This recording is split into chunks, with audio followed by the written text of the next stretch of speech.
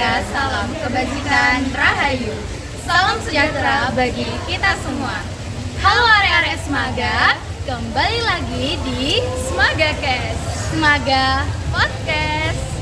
Gimana nih kabarnya arek-arek Semaga hari ini? Semoga selalu baik-baik saja ya. Semoga aja ya. Oke. Kamu sendiri gimana nih kabarnya nih? Kalau aku sendiri alhamdulillah baik. Kalau kamu gimana nih Dea? Aku alhamdulillah baik juga hari ini. Oke, kayaknya walaupun kita lagi terlihat gak baik-baik saja, tapi harus tetap terlihat baik-baik aja ya. Harus dong, harus kuat ya. Gimana nih kalau kita perkenalan diri dulu? Boleh. Halo teman-teman semuanya, kenalin saya Kisha Nayara Izati Dan saya Daviza Rahma Zafira selaku host pada podcast kali ini. Ngomong-ngomong soal podcast ini Dea, kira-kira tema podcast kita kali ini tuh apa sih? Oke, jadi tema podcast kita kali ini adalah bagaimana Gen Z merealisasikan kreativitasnya menjadi suatu usaha ya, suatu Bisnis gitu Iya, ya. bisnis gitu. Oke, pastinya yang namanya podcast itu bakalan ada narasumber gak sih? Tentu saja dong. Oke, kira-kira narasumber kita kali ini tuh siapa sih? Kamu udah penasaran belum nih? Penasaran banget dong pastinya. Aku mau kasih sedikit clue ya untuk narasumber kita kali ini tuh beliau ini seseorang yang sudah menekuni di bidang entrepreneur itu sangat lama sekali, Wow. apalagi di Jember. Bisnisnya tuh sudah banyak sekali di kota Jember. Keren banget dong pastinya narasumber Keren kita. banget. Oke, langsung aja nggak sih kita sambut narasumber kita kali ini? Terima kasih banyak sebelumnya ya sudah diberikan kesempatan di sini. Perkenalkan, nama saya Elvian Akbarsya Mahendra. Kalau teman kuliah manggilnya Elvian, kalau di rumah panggilnya Elvin. Jadi punya nama rumah yang jadi karena di Jember itu lama ya, aku dari 2017 sampai di 2025 ini, jadi hampir berapa tahun? 8 tahun ya, 8 tahunan.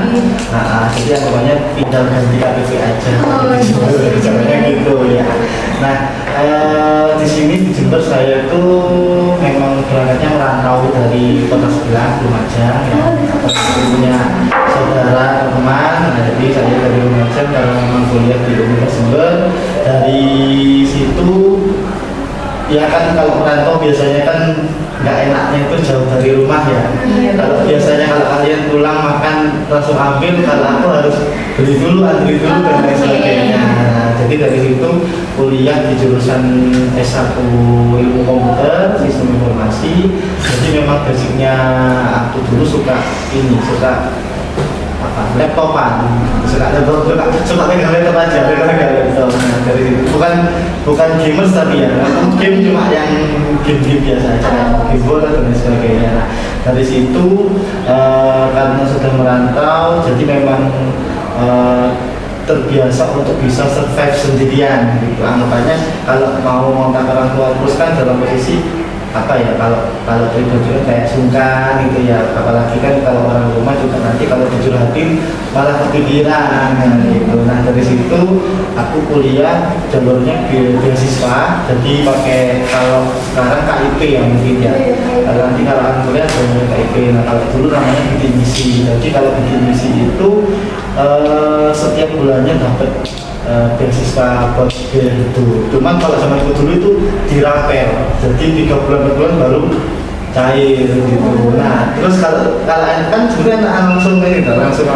per bulan, jadi kepakainya ini enggak, berapa harus bisa ngelola uang itu dengan baik dari situ. Nah dari situ awalnya aku mikir kalau uang yang dikasih itu nggak diputar, intinya nggak bisa dirambah ya, nanti nggak bisa diolah itu kan pasti nggak cukup ya. Nah dari situ dulu aku pikir buat apa ya gitu. Nah memang sebelumnya di Lumajang itu aku pernah punya usahanya itu makaroni pedas. Nah itu memang aslinya dari Jember, dari KTP Jember. Aku waktu itu sering ke Jember, akhirnya buka franchise lagi Lumajang, tapi bukan franchise yang buka order itu awalnya, tapi kayak sistem pre-order gitu. Jadi kayak misalkan aku ke Jember nih hari Sabtu, nah dari situ aku bawa ada beli dari makanan yang di Jember ini, aku Lumajang, mereka ambil gitu. Jadi bisik-bisik nanti anggapannya kalau untung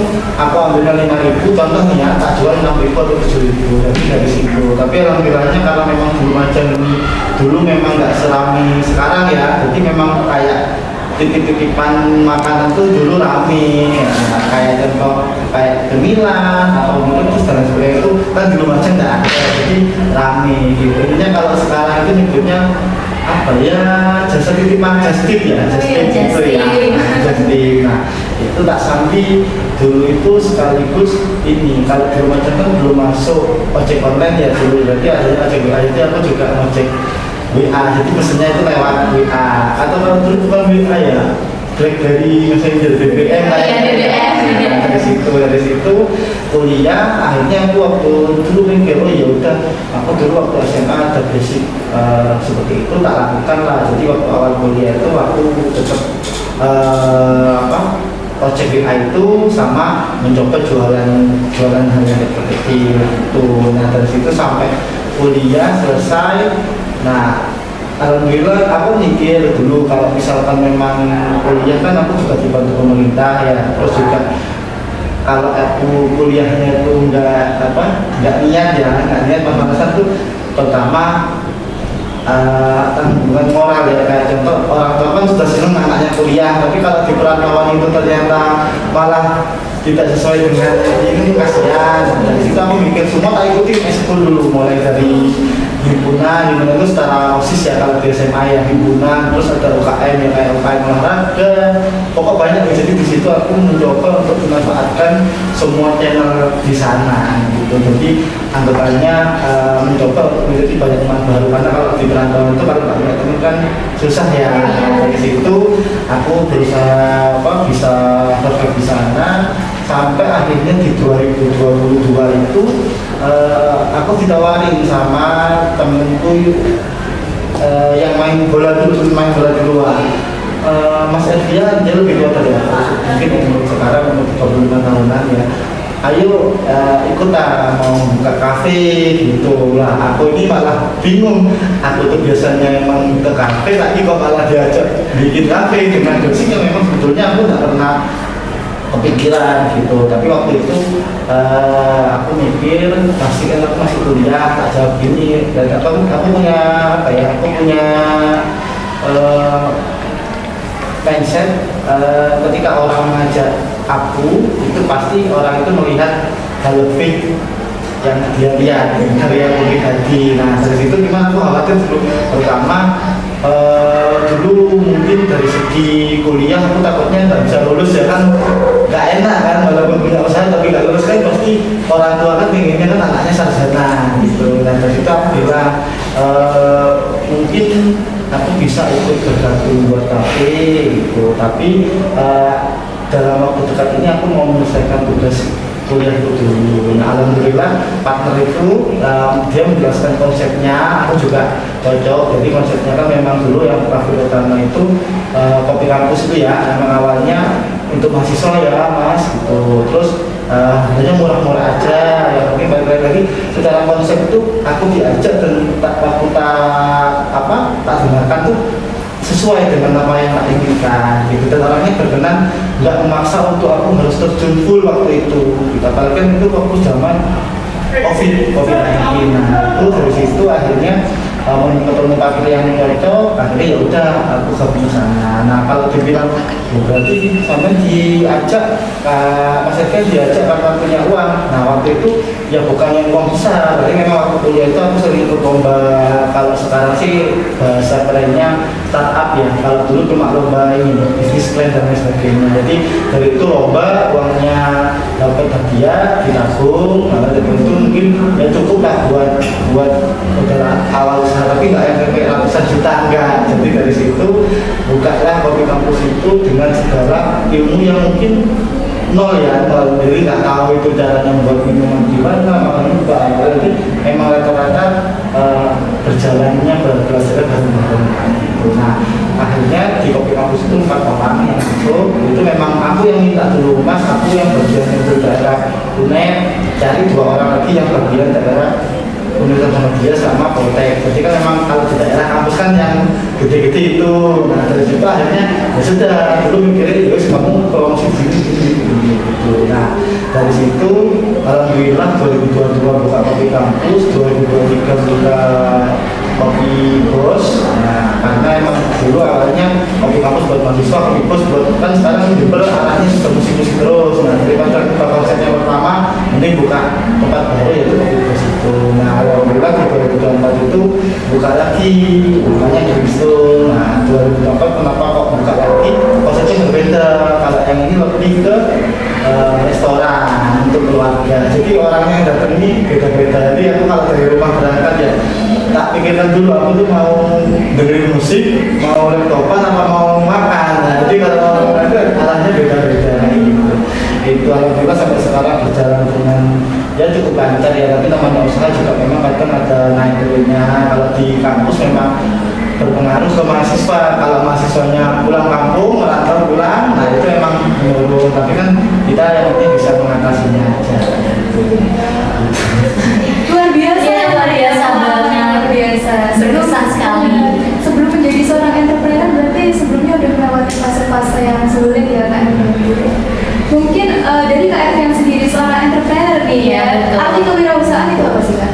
Nah, sebetulnya itu aku juga baru tahu waktu ini ya, aku sudah punya usaha ya. Oh, Ternyata iya. aku dulu mikirnya gini, usaha itu ya berarti nyari uang kan gitu ya. Jadi, nah caranya cari uang adalah apa?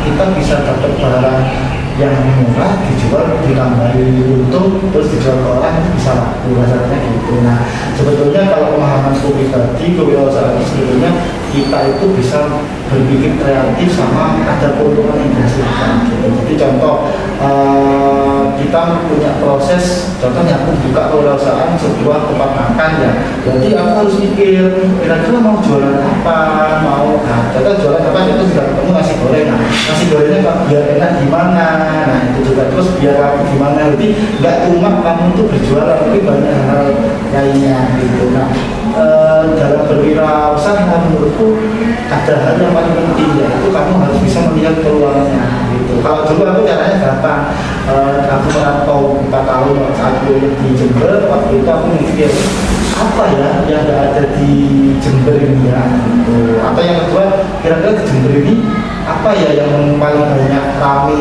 Oh ternyata emang dulu waktu aku kuliah kok bedanya kalau di rumah jadinya kalau jajan nggak pernah kemana-mana ya paling jual lontong atau apa kan. Kalau di Jember ini kok bisa ke kafe-kafe gitu. Nah akhirnya aku mikir mungkin kafe ini prospek banyak ke depannya karena apa? Karena memang orangnya itu banyak di dalam situ gitu. Kalau mungkin aku buka kafe di rumah aja belum tentu sesukses di Jember gitu. Nah dari situ itu jadi harus bisa melihat peluang. Nah yang selanjutnya adalah paham resikonya, karena namanya usaha kan kalau kita misalkan itu contoh salah langkah atau juga ternyata kita ilmunya masih belum nutut dan sebagainya, nah itu kadang harus siap dengan resikonya gitu. Makanya sebetulnya kalau aku dulu usaha itu nggak pernah mikir untuk di awal, tapi memang harus memikirkan waktu contoh harga belinya 5.000 harus dilebihkan buat nyari keuntungan. Tapi aku nggak pernah mikir ke arah situ, tapi waktu mikir ke aku tuh usaha kewirausahaan bisa dapat apa yang lainnya, contoh yang baru, terus juga ilmu baru yang awalnya nggak tahu. Kalau misalkan bikin teh itu seperti apa, akhirnya tahu kan. Kalau aku diam di rumah ya sampai tua juga yang mungkin yang buat juga ibunya kan sebenarnya kita, apalagi cowok ya, kalau cewek mungkin diajari gitu. Nah dari situ mungkin itu jadi harus kegiatan mengelola dengan kreativitas apa yang ingin diambilkan keuntungannya kayak gitu. Jadi harus bisa kreatif sama itu, melihat peluangnya gitu.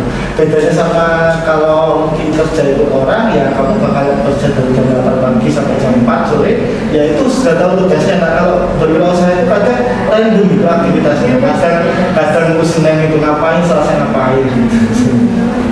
Dan yang aku tangkap sih Nay, kalau wirausaha itu berarti bagaimana kita melihat peluang agar mendapat pemasukan seperti itu.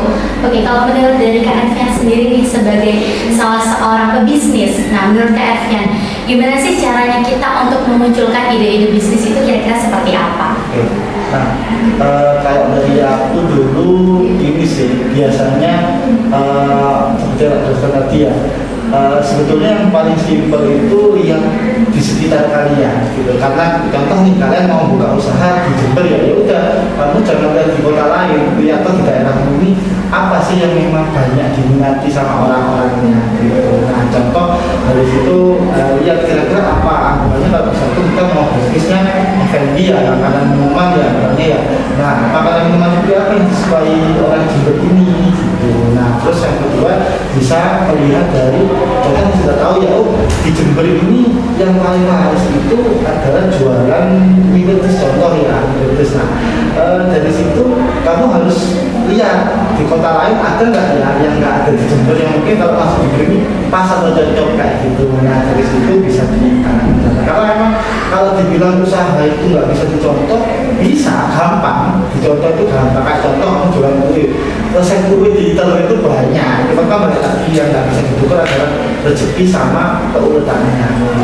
Kadang-kadang kalau bisnis juga rawan ya, contoh aku punya usaha terus karyawanku itu tak kerjakan, bisa jadi nanti karyawan buka seperti apa juga ada kemungkinan. Nah, tapi aku tidak pernah merasa itu sebagai suatu tantangan atau apa, karena apa, balik lagi usaha boleh sama tapi mungkin cara pelakuannya berbeda, rezekinya juga bisa berbeda.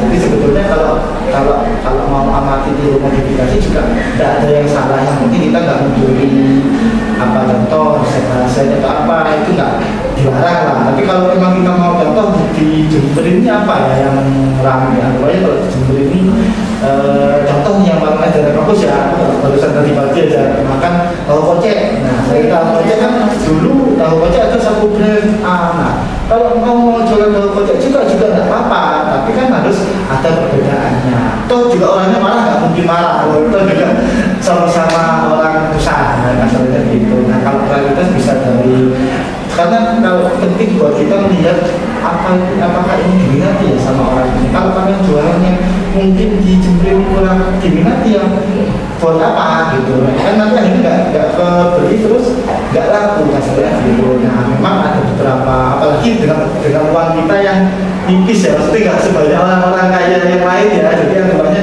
kalau kita modal sedikit, kita benar-benar juga mengelola itu. Kan kalau orang yang punya banyak uang gagal bisa buat lagi lah. Kalau kita kan masih mikir-mikir karena apalagi pemula gitu. Jadi kan aku dulu mikir, tapi memang dulu aku mikirnya pokoknya bisa jalan aja, nggak bangkrut aja. Aku mikir dulu, jadi dulu aku nggak digaji nggak apa-apa, yang penting bisa bayar karyawannya.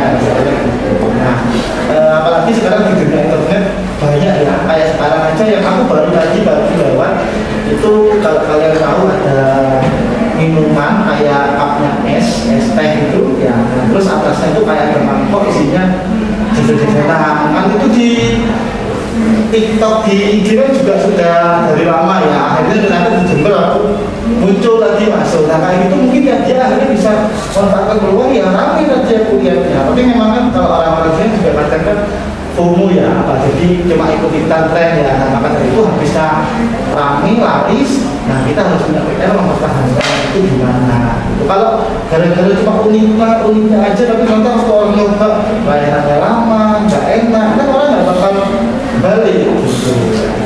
Jadi banyak lah, mungkin apa usaha saya mau dibuat tuh sebenarnya kalau ide bisa aman untuk konfigurasi itu, sama lihat-lihat dari kota luar. Karena kalau kamu lihat di Jember ya bakal mentok, gak ada pandangan lain gitu.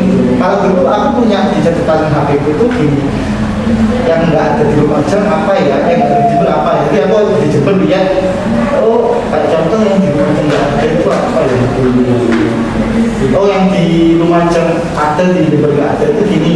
Di Lumajang itu dulu ada orang jualan martabak Madura yang sendiri kan, tahu nggak tahu ya, Jember nggak tahu ya. Nggak tahu ya. Nah jadi di Lumajang itu ada martabak ini, bukan martabak yang barangnya terang bulan itu ya, martabak ini itu ditambah dikasih telur, dibakar terus dimasukkan gitu loh. Nah di Lumajang itu ada itu dan laris. Nah di Jember itu nggak ada, kadang-kadang aja nggak tahu kan. Nah akhirnya aku dulu tuh jalan, mungkin suatu saat aku punya keinginan mau buka seperti itu di Jember. Nah sampai aku belum buka kemarin 2020 itu ada di daerah tempatnya itu jualan martabak itu, dan akhirnya aku lihatnya lari, tapi dia bedanya dia nggak usah dicampur sama telur dadar itu, nanti cuma jualan martabak itu. Jadi martabak itu segitiga isinya bihun sama wortel gitu. Nah di Jember kan nggak ada, harusnya kan kalau aku buka kan bisa jadi baru, terus juga unik, sama mungkin kalau rasanya orang-orang bisa jadi tertarik Jadi bisa lihat aku terbantu sama aku pernah tinggal di 2 kota ya, jadi bisa tak selang-selingkan gitu. Jember di rumah sini nggak ada orang jualan tahu kocek itu jarang, dan di Jember muter ya tahu kocek iya rasanya gitu. Oke Kak, kalau bisnis nih ya pasti kira-kira tuh ada strategi nggak sih dia? Ada strategi untuk tetap stabil gitu Kak. Kadang kalau baru mulai bisnis kan tentu saja nggak Nggak lurus langsung lurus, gitu ya, iya. lurus Kak. Nah strateginya tuh agar tetap lurus itu apa Kak? Oke. Kalau tetap lurus kayaknya ini ya, aku tuh nggak pernah mendahului yang di atas ya. Makanya gini dulu waktu buka usaha itu aku nggak pernah berikan itu paling usaha ini paling nggak bersih per bulannya 5 juta, aku nggak pernah bilang gitu karena takutnya Gusti Allah ini marah gitu, kok dahulunya aku nggak bersih yang ngatur, kok kamu sudah ngatur berdua. Jadi kalau dari aku dulu gini, memang kalau usaha itu ada beberapa macam yang dipertimbangkan. Yang pertama adalah operasional ini adalah biaya yang dikeluarkan biar pengusaha itu untuk bisa berjalan lah, masalahnya contoh buat listrik, terus buat gaji karyawan dan lain sebagainya, itu harus kita berusaha untuk efisienkan gitu. Karena apa? Kalau kita bengkak di operasional, nah itu bisa jadi nanti kita susah untuk membangun usahanya. Kenapa? Lebih besar masa daripada yang anggapannya misalkan dapatnya cuma 500.000 tapi pengeluarannya 1 juta kan juga sudah minus ya. Nah kalau minus sehari nggak apa-apa, kalau berhari-hari kan itu bisa jadi menjadi kegagalan kita. Nah dari situ makanya dulu aku mikir strateginya adalah apa. Yang pertama kita harus menjual apa yang memang diminati orang-orang. Nah di Jember ini sudah, ini menurutku ya riset aku tuh sudah berapa tahun, 8 tahun di Jember ini nggak bisa dikasih harga yang terlalu mahal, karena kalau mahal dia nggak bisa dikunjungi cuma 1 minggu mungkin sekali, mereka itu mungkin kalau pas ulang tahun aja baru ke sana, kasarnya gitu. Nah memang di Jember ini sekarang rata ya, ada yang menengah ke bawah apinya, ada yang menengah ke atas, ada yang sedang. Nah tapi kalau dari aku pribadi aku pasti belum berani buat menjual di Jember ini harga yang 20.000 untuk minuman dan lain sebagainya. Karena apa? Aku nggak mau mereka itu hanya sekali 2 kali aja seumur hidupnya. Aku maunya dia terus-terusan menjadi tempat itu untuk pilihan. Karena apa? Kalau kita mengharapkan hal yang cuma sekali 2 kali, ya untuk bertahan tiap hari itu kan susah. Nah, jadi kalau di tempat itu aku mikirnya ada yang mungkin dia seminggu itu ada yang sampai 7 kali itu ke tempat setiap hari, nanti barang-barang. Walaupun dia paling maksudnya dikit, yang penting dia kan bisa menjadi pelanggan setia. Gitu. Ada yang kecuali seminggu itu cuma 4 kali, nggak apa-apa, yang penting bisa buat rutin kayak gitu. Nah dari situ strategi itu adalah berusaha untuk memberikan harga yang memang terjangkau sesuai dengan marketnya. Tapi kalau kita jualan di contoh di Jakarta, Surabaya, kamu jual murah, ya rugi juga. Di sana juga sudah marketnya orang-orang yang uangnya banyak. Tapi kan kalau Jember aku masih merasa masih menengah ke bawah ya kasarnya. Mungkin ada yang menengah ke atas, cuma mungkin masih ini masih. Karena apa? Aku sendiri yang di Jember ini loh mahasiswa. Aku bayangkan aku sendiri. Contoh aku 500. Ini kalau makan mau dibeli nasi ayam bisa 10.000 loh. Ini kalau 10.000. Daripada dibeli minuman yang 18.000, 20.000 kan mending buat makan. Gitu. Nah, makanya dulu aku awalnya gitu mau dibawa teh sama kopi itu aku nggak mau di bawah 5, di atas 5.000. Jadi teh kopi lebih sekali itu enggak. Jadi itu orang-orang masih bisa memilih itu. Nah yang kedua operasional tadi ya, jadi bisa diefisienkan, jangan sampai kamu buka di operasional. Contoh, kenapa mas kok mengatur gitu? Contoh, kalau kita nggak buka ke operasional, lampu kayak contoh sudah siang ya, tapi lampu seperti matikan, seperti hidupkan, kan boncos gitu. Nah, gitu. Nah dari situ terus air juga kadang kalau pakai yang bergen kan juga apa eman-eman gitu. Nah itu yang internal dulu ya. Terus yang ketiga terkait ini karyawannya. Kalau kita bisa mencoba untuk menjelaskan kepada karyawan kita ini itu juga usahamu, karena apa? Aku kan sekarang aku di sini, aku nggak standby di kafe, yang standby di kafe kan bukan karyawan terunya ya. Nah dari situ aku mencoba untuk mendoktrin, menjelaskan ke mereka kalau kamu kerja baik, anggap aja itu sama sendiri. Pasti banyak kok kalau yang dapat tips-tips itu. Ini gitu, tips-tips dari kayak dia bilang dari nasional ya kan mereka pelayanan dia yang baik gitu, ada orang tua yang naik angkutan turun dia apapun tuh dibantu gitu. Nah dari itu aku berusaha untuk menciptakan karyawan yang memang kerjanya itu hari karena apa, manusia karyanya kan manusia ya, manusia kan nggak bisa diatur kayak robot ya, punya pemikiran yang A, B, C, dan D, dan E. Maka dari itu aku berusaha untuk menciptakan lingkungan karyawan itu yang baik gitu. Karena memang apalagi karyawannya kan masih muda-muda ya. Nah kalau muda-muda itu kadang moodnya itu masih naik turun, kadang ini kalau pas kerja itu matang, kadang tiba-tiba di tengah-tengah itu menurun. Nah tipe itu karyawan itu adalah sengaja ngobrol.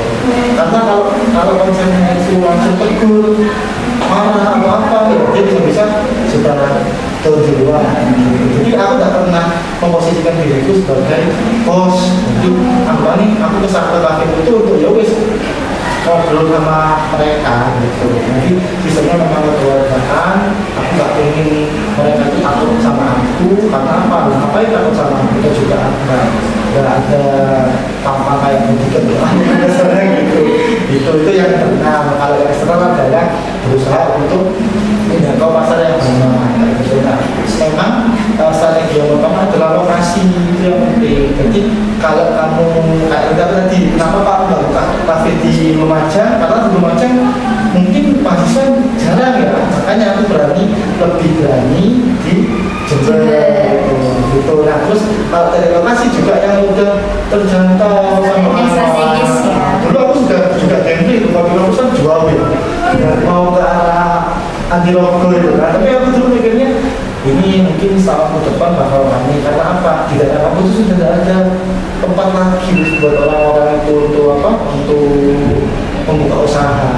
Nanti nyari yang tempat luas itu susah. Nah, terus di sana jalannya kan aspalan juga ya, aspal bagus ya. Jadi nggak khawatir orang itu males. Karena kalau sudah kafenya itu ya betul sih ada yang tempat itu kadang didenjem gitu ya, didenjem harus masuk gini-gini. Tapi kan itu terlalu beresiko ya. Kalau pas ternyata didenjem tapi nggak ada yang kesana kan juga pemikiran ya. Nah, itu jadi lokasinya itu dipertimbangkan. Terus habis itu jangkau market yang besar dengan apa ya, dengan promosi gitu. Nah kalau dulu memang caraku awal buka kampus itu ya itu tadi strateginya. Aku butuh orang-orang yang di 3 kampus besar di daerah kampus itu. Jadi bagi tugas, kalau orang net yang cari aku, Rekotek penunggu tadi, terus yang umum penunggu yang satunya lagi. Jadi memang awalnya itu.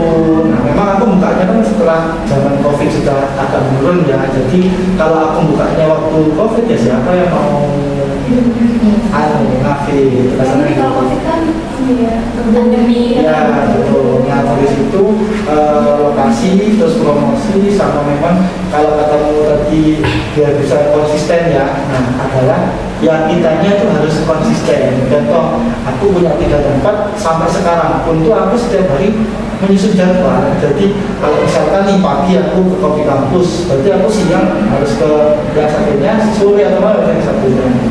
Kalau aku nanti ternyata ada kendala dan bisa ke salah satu, paling tidak itu aku bisa tanyakan ada grup WA ya, aku nanya. Nah kalau sampai ownernya itu nggak aware, nggak perhatian ke itu ya pasti bakal nggak terurus. Jadi aku kayak bang hari ini aku pagi tadi di rumah, siang kan ke sini ya. Nah nanti sore aku mau ke BPT itu sudah paling nggak tak ingat-ingat gitu. Nah kadang memang kalau dari aku misalkan capek ya, namanya juga manusia ya, walaupun dia capek ya.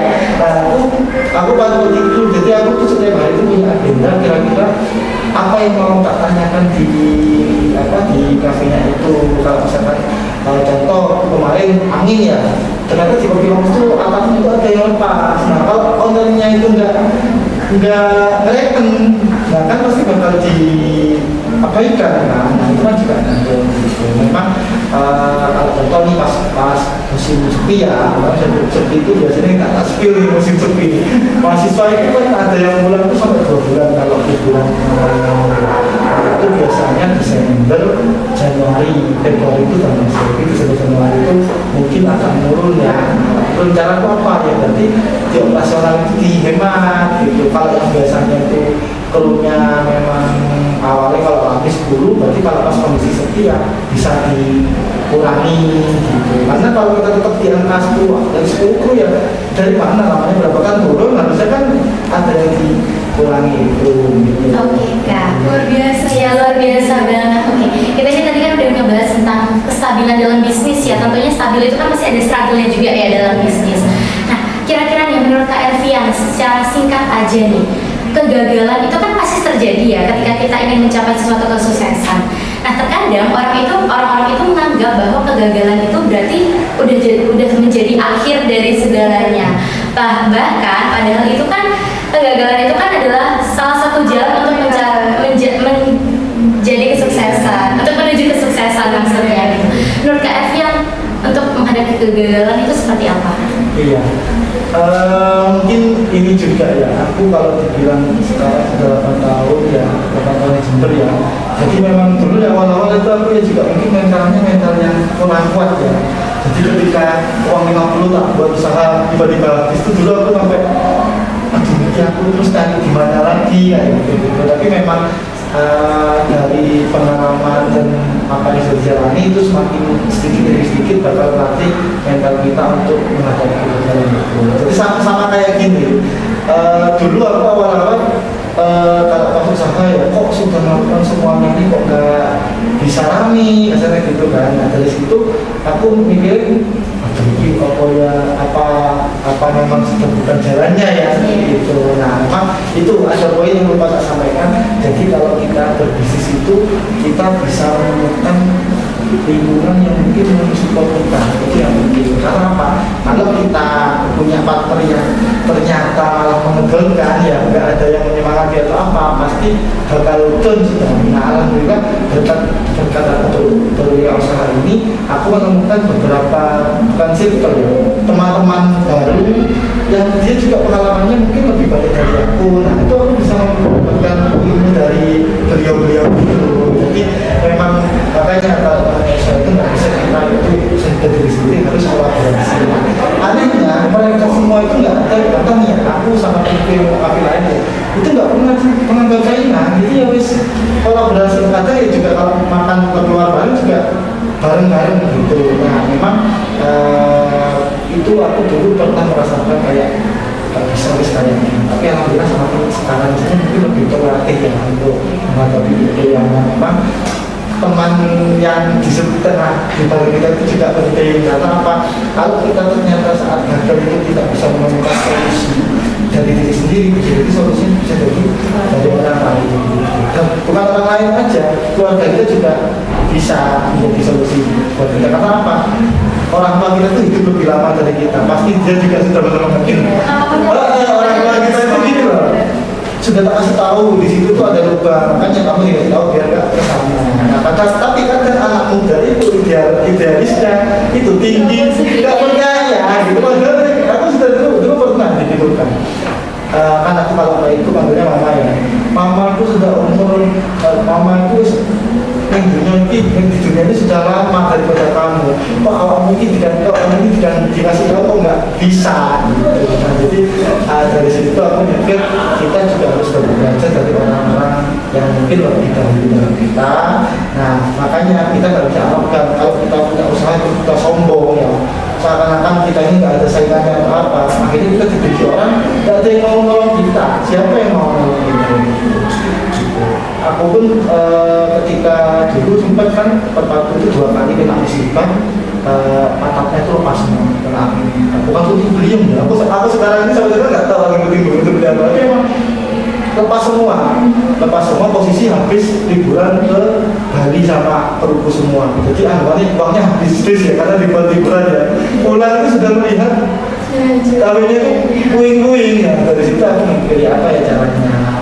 Jadi, nah waktu itu akhirnya begini kenapa aku usaha itu nggak kita sendirian, karena memang otaknya itu enak kalau kita contoh Naya sama aku yang berusaha ya. Kalau pas aku bad mood ataupun aku down ya mungkin Naya bisa ngasih semangat, dia bisa ngasih semangat gitu. Kalau kita sendiri down bisa mampus ya. Oke, berarti kegagalan itu pasti ada, bisa diatasi. Dan memang butuh waktu ya buat bisa sekuat itu ya. Gitu. Kita jangan mengejar kadang kok untuk air kok gitu aja kamu kok lemah gitu, jangan sampai jadi karena apa ya, mungkin bisa jadi masalahnya dia juga banyak selain itu ya, kita kan kasih. Iya Pak, kalau di dalam sebuah bisnis nih ya, kadang kan itu lingkungannya toksik nih, ada lingkungan yang toksik mungkin dari karyawannya atau bahkan diri kita sendiri ya. Itu caranya supaya mengatasi lingkungan yang toksik itu bagaimana? Toksik ini zaman kalian, zamanku udah ada kan. Ya, jadi gini, kalau lingkungan toksik itu dilihat dulu orangnya, nanti kan bisa terdiri dari karyawannya. Nah, memang dari karyawan yang toksik itu memang susah untuk dipertahankan, tuh agak susah ya. Jadi walaupun aku sistemnya kekeluargaan, dan kalau keluargaan berarti kan nggak yang tegas banget, disiplin banget, dalam jahat gitu ya. Tapi keluargaan, tapi lagi kalau misalkan anaknya sudah diingatkan sekali, 2 kali dan sudah 3 kali itu nggak bisa, dan aku menganggap itu sudah merusak yang lainnya kan. Kadang orang baik gara-gara temennya itu nggak baik kan bisa bahasanya bisa ngikut ya, ke bawah. Nah, dari situ akhirnya ya kalau karyawan bisa langsung diperhatikan ya. Misalnya aku caranya tuh di freelance dulu, hukumannya itu nggak langsung diikat, karena apa, aku tahu mereka semua kan butuh pekerjaan ya. Tapi kalau sudah tergantung pelanggarannya sih, kalau memang sudah nggak bisa ditolong ya. Jadi di tempatku ini bukan kayak perusahaan yang nggak ngurus, sudah kan kalau perusahaan biasanya kan kadang ya udah kamu salah pecat aja tadi baru aja, kan nggak masih ada unsur keluarga yang rentan. Nah, kenapa kok aku pakai sistem itu? Karena aku maunya mereka itu mengambil kafenya itu juga milik mereka sendiri. Mereka itu kalau ada contoh bonus berapa ini kasih juga kalau pasangan. Kalau partner kita harus jujur. Kalau kita nggak bisa jujur, bakal ini tuh banting terus. Nah, banting itu nggak bagus. Karena apa? Kalau kita banting kita nggak bisa marah. Memang ada juga. Contoh di partner kita, dia sama saya sama aku partneran ya. Kok Mas Alfian kok jangan ke kafe ya? Sibuk apa sih dia? Masa perlu lupa sama kafenya? Nah, kalau misalkan Naya sama dia masih sungkan mau ngomong ataupun apa, itu juga kurang bagus. Karena apa? Yang mungkin aku ini setengah nggak sadar barunya berjalan ke kafe. Nah, terus komunikasi itu penting. Kalau kalian bilang itu apa? Bawaannya pasti benci kan aku. Pasti benci, apalagi kalau Naya setiap hari itu keliling terus ya kayak aku ya. Jadi aku sudah capek kok yang penting nggak kayak gitu. Nah, kalau Naya itu bisa ngomong, lebih bisa nyari solusi. Itu toksik loh itu. Kalau nggak capek kalau kita usaha bertiga dapatnya sama, tapi yang kerja cuma satu kan toksik sudah ya jumlahnya gitu. Terbuka ya. Iya. Oke Kak, kita lanjut aja ya. Motivasi Kak Evian nih untuk para Gen Z yang ingin memulai bisnis, kira-kira apa tuh Kak? Ya, sebetulnya kalau motivasinya memang ini ya harus bisa. Yang paling mahal dari berwirausaha itu adalah kita bisa pintar. Nah, pintar dalam artian kalau kita nggak berwirausaha, kita itu nggak dipakai untuk berpikir kreatifnya itu tadi gitu. Nah, jadi dari bisa pintar itu ada untungnya banyak, pecah, bisa finansialnya bagus, terus yang kedua ada sosialnya bagus. Sosialnya dalam artian kita bisa membuka lapangan usaha bagi orang lain gitu. Nah, dari semua itu yang paling penting adalah kita itu bisa menjadi manusia yang lebih baik lagi daripada sebelumnya, baik dari segi sosial, finansial, sama pribadinya. Yang biasanya dulu aku mungkin ya ini kalau aku nggak buat usaha mungkin nggak ketemu sama Mbak Teh sama Mbak Dea kan, misalnya gitu. Nah, itu nggak bisa didapat kalau kita itu diem aja gitu. Karena apa? Dengan berwirausaha kita tuh bisa berkembang. Ketika sampai ke dia awalnya nggak bisa buat teh, saya aku tahu teh semua yang enak rasa apa aja itu aku bisa belajar. Kalau aku nggak buka usaha kan nggak mungkin aku belajar di situ gitu. Nah, jadi mungkin itu harus bisa lebih finansialnya bisa terbantu, berkembangnya juga terbantu gitu lah. Gen Z ini harus melawan rasa ini malasnya, malas sama gengsi ya. Mager juga ya kan. Kalau temenku dulu aku pernah di blog ini bahasa Indonesia. Dia kamu ini di kampus kok malah jualan gitu. Kalau mentalku ciut, pasti aku sudah besoknya nggak jualan. Tapi aku mikir kalau nggak jualan kan juga nggak bisa dapat uang, jadi aku ya udah nanti terlambat saja. Jadi harus berani memulai ya. Iya betul, harus berani memulai. Nah, yang kita tahu Mbak Atan ini dulunya tuh seorang ini ya. Apa? Fotokopi? Iya, katanya dari tukang fotokopi ya Mbak ya. Iya, aku jadi suka kerja itu enak, kerja itu enak ada kesibukan. Suka bisnis berarti ya. Iya. Oke Kak, kira-kira nih tadi kan kakaknya kan udah nyampaikan terkait dengan motivasi ya.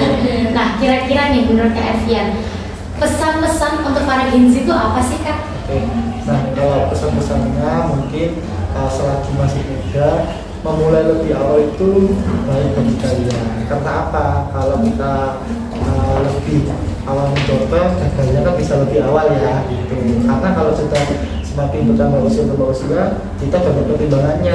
Nah, kalau mungkin kita harus berkeluarga, akhirnya kan pertimbangannya banyak keluarga dan sebagainya. Selagi masih muda, enak, masih banyak temennya. Aku lulus kuliah itu temenku merantau semua, aku harus cari temen baru. Nah, tapi kalau kita sudah belajar dari awal, dari masih muda, bisa lebih mengawali kita berpikirnya itu bisa lebih enak. Nah, kalau terkait janji juga, kita bisa melawan diri sendiri. Gitu. Kalau memang dia punya kebiasaan yang buruk, ya harus dilawan. Apa biar punya janji? Kalau aku pribadi ya, kalau adikku kan janji itu. HP-an terus, HP-nya itu scroll TikTok terus, tapi nggak bisa di-filter. Nah, makanya dia bisa mengatur waktunya gitu. Terus juga kadang itu kalau gengsi itu kepingin tok gitu apa? Cuma jawab keinginan aja tapi nggak ada actionnya. Iya nggak ada actionnya. Nah, kadang kalau misalkan takut gagal, ya ngajak temennya aja, nih ngajak temennya buat ya gagal ya bareng, sukses ya bareng, nanti resikonya ditanggung bareng-bareng gitu. Oke, kalau dari yang aku dapat ya, kalau kita mau sukses di dunia bisnis itu berarti kita harus melihat peluang dan berani mencoba ya Kak, berani memulai gitu. Oke, sangat berkesan dan memotivasi banget luar biasa buat kita ya Dea, terutama juga buat teman-teman semuanya yang lagi nonton, itu juga sangat memotivasi ya Kak ya. Kira-kira satu kata untuk Gen Z itu apa sih Kak? Satu kata? Satu kata ya dia. Iya kata. Apa ya? Satu kata buat Gen Z yang mungkin ini sih semangat ya. Oke, semangat. Semangat ya. Semangat dalam berbagai hal ya Kak. Apalagi mau mencoba sesuatu yang baru harus semangat. Iya. Nggak boleh mikir nanti kita gagal, nggak boleh. Iya. Gitu. Kalau kita nggak semangat, gimana kita mau memulai gitu ya kan? Iya, betul. Oke. Oke, mungkin cukup. Terima kasih sayang, terima kasih banyak Kak Ervian sudah sudah hadir dan menyempatkan waktunya, sudah sharing-sharing juga, sangat berkesan, memotivasi juga tentunya untuk saya dan juga Dea, dan terutama juga dengan teman-teman yang sedang menonton. Oke, mungkin. Dari kami sekian, itu saja. Terima kasih banyak Kak.